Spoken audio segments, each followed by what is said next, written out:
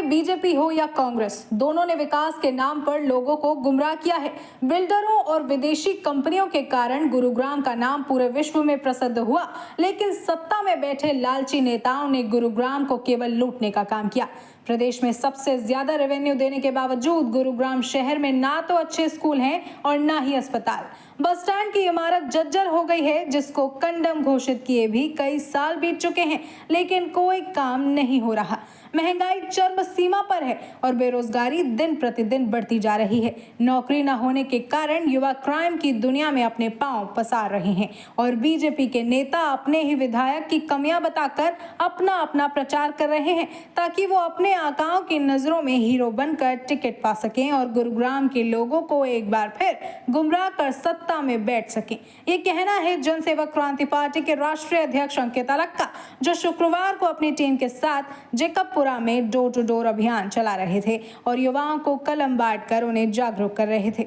वहीं पत्रकारों को संबोधित करते हुए अंकित अलग ने कहा कि हरियाणा में आचार संहिता लगने के बावजूद सरकारी संस्थाओं पर मुख्यमंत्री की फोटो लगी हुई है। आचार संहिता का उल्लंघन हो रहा है। चुनाव आयोग को इस पर संज्ञान लेना चाहिए और कड़ी से कड़ी कार्यवाही करनी चाहिए। वहीं इस मौके पर पार्टी के सह संस्थापक विक्रांत मक्कर ने कहा कि जेकबपुरा में रहने वाले लोग टूटी सड़कें, पीने के पानी और पार्किंग की समस्या से परेशान हैं, लेकिन आज तक किसी ने इस पर ध्यान नहीं दिया। आज बीजेपी के मौजूदा विधायक अपने घर में आराम कर रहे हैं और चुनाव लड़ने की तैयारियों में जुटे बीजेपी के नेता बड़े बड़े पोस्टर लगाकर अपना प्रचार कर रहे हैं, लेकिन 4 अक्टूबर के बाद ना तो ये नेता दिखाई देंगे और ना ही इनके पोस्टर। गौरतलब हो कि हरियाणा में 1 अक्टूबर को विधानसभा का चुनाव होना है। सभी राजनीतिक पार्टियां चुनावी मैदान में उतर चुकी हैं और अपना प्रचार प्रसार कर रही हैं। ऐसे में जनसेवक क्रांति पार्टी भी अपना चुनाव चिन्ह कलम लेकर चुनावी मैदान में है और कलम बांट कर लोगों को जागरूक कर रही है। अब ऐसे में देखना होगा कि 1 अक्टूबर को जनता का रुख क्या रहने वाला है। ये तो 4 अक्टूबर को साफ हो जाएगा कि जनता ने किसको हरियाणा की सत्ता में काबिज किया।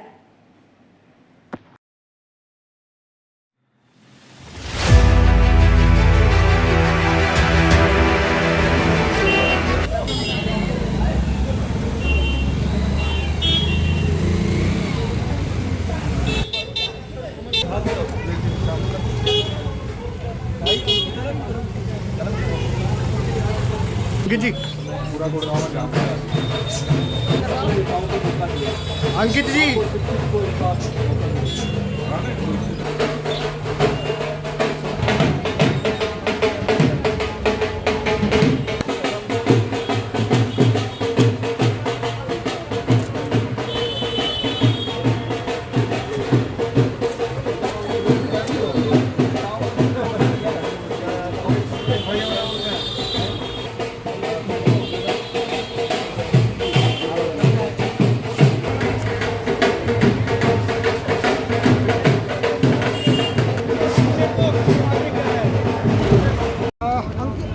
अंकित जी, चुनाव प्रचार कैसा चल रहा है और कभी भी देखिए, जनसेवक अब सबके द्वार आ रहे हैं और मैं ये कहना चाहता हूँ, ये गुरुग्राम विधानसभा मेरा परिवार है।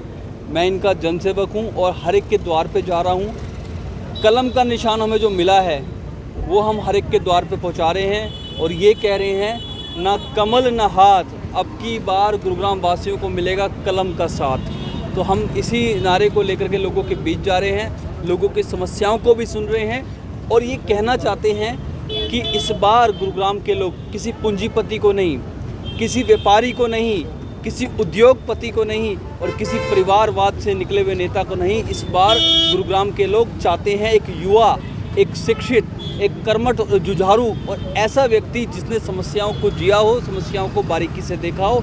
और वो आपके बीच मैं अंकित जनसेवक क्रांति पार्टी से हूँ और हम लोगों के बीच में जा रहे हैं, लोगों से मिल रहे हैं। अंकित जी, ये बताएं कि अब तक जो विधायक रहे, अगर 10-20 साल की बात की जाए तो गुरुग्राम का कितना विकास हुआ?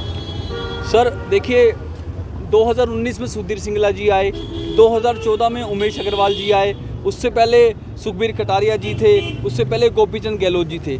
तो 20 साल अलग अलग दलों के नेता रहे, अलग अलग दलों के विधायक रहे, लेकिन बावजूद आज 2024 के अंदर गुड़गांव की जनता को पीने के पानी को तरसना होगा, गुड़गांव की जनता को जल भराव का सामना करना होगा, गुड़गांव की जनता के पास एक अस्पताल नहीं हो, ऐसा सामना करना पड़ेगा। तो मैं कहता हूँ ये लानत है इन सब के ऊपर, ये लानत है ऐसी सरकार के ऊपर कि जिस गुड़गांव से इतना पैसा वसूलते हैं, जिस गुड़गांव से इतना टैक्स वसूलते हैं, उस गुड़गांव की जनता को नज़रअंदाज करते हैं। और ये तो इनके कहीं ना कहीं इनकी उसमें है, उनके नीतियों में है कि ये इस्तेमाल करते हैं और फेंकते हैं। यही भाजपा का इनके नेताओं को यूज़ करके साइड में कर देते हैं, जनता को यूज़ करके साइड में कर देते हैं। अगर जी 2 दिन से आप डोर टू डोर अभियान चला रहे हैं, लोगों से मिल रहे हैं, तो लोग क्या कुछ समस्या है जो आपको बता रहे हैं? आज भी आप संत कबीर चौक पर भी डोर टू डोर अभियान चलाएं, क्या कुछ समस्या है? देखिए, लोगों में आक्रोश है, लोगों की उम्मीद इन नेताओं से तो टूट चुकी है, लेकिन इन नेताओं के जो कर्म थे उनका खामियाजा नए लोगों को भुगतना पड़ता है। वो कहते हैं कि आप अभी आ गए हो, हम आपको वोट क्यों दें। लेकिन मैं ये कहना चाहता हूँ कि परिवर्तन प्रकृति का नियम है, बदलाव तो होना चाहिए। तो अब जो हमारी टीम जाती है लोगों के बीच में, लोग त्रस्त हैं और लोग कहते हैं कि अब की बार हम चाहते हैं कि नए लोग आएँ। लोगों के पास विकल्प नहीं था, सिर्फ एक तरफ भाजपा, एक तरफ कांग्रेस, एक तरफ कोई पैसे वाला। लेकिन अब उनके बीच में एक गरीब परिवार से, एक सामान्य परिवार से उनको एक नवयुवक, शिक्षित युवक मिल रहा है। और मैं अंकित लग आपके चैनल के माध्यम से गुड़गांव की जनता को ये कहना चाहता हूँ कि इस बार आप एक ऐसे व्यक्ति को चुनिए जो आपके बीच का हो, ऐसे व्यक्ति को चुने जो आपके लिए पहली कलम से, क्योंकि हमारा जो चुनाव चिन्ह है वो कलम है। और मैं आपके चैनल के माध्यम से वादा करता हूँ, अपनी पहले कलम से मैं अस्पताल बनवाने का काम करूँगा, बस स्टैंड बनवाने का काम करूँगा, पीने के पानी की जो लाइनें हैं उसको ठीक कराने का काम करूँगा, जल भराव को मुक्त कराने का काम करूँगा और अपने युवाओं को रोजगार दिलवाने का काम करूँगा। ऐसा मैं वादा करता हूँ। जी देखिए, ये गुरु द्रोण की नगरी है। सबसे पहले आपके सबके चैनल के माध्यम से मैं गुड़गांव वासियों को नमस्कार करना चाहूँगा। यहाँ का बच्चा भी जी, हर घर का जन नहीं, हर घर का बच्चा भी यहाँ की समस्याओं से वाकिफ़ है। अगर हम यहाँ की समस्याओं की बात करें तो आप इस ओल्ड गुरुग्राम की किसी भी नगर में चले जाएं, किसी भी कॉलोनी में चले जाएं, आपको समस्या नहीं, समस्याओं का अंबार मिलेगा। कूड़े के ढेर मिलेंगे, पानी नहीं आता होगा तो गंदा आता होगा, बिजली के खंभे के कुछ ना कुछ कष्ट, कुछ ना कुछ समस्याएं उनके साथ होती होंगी।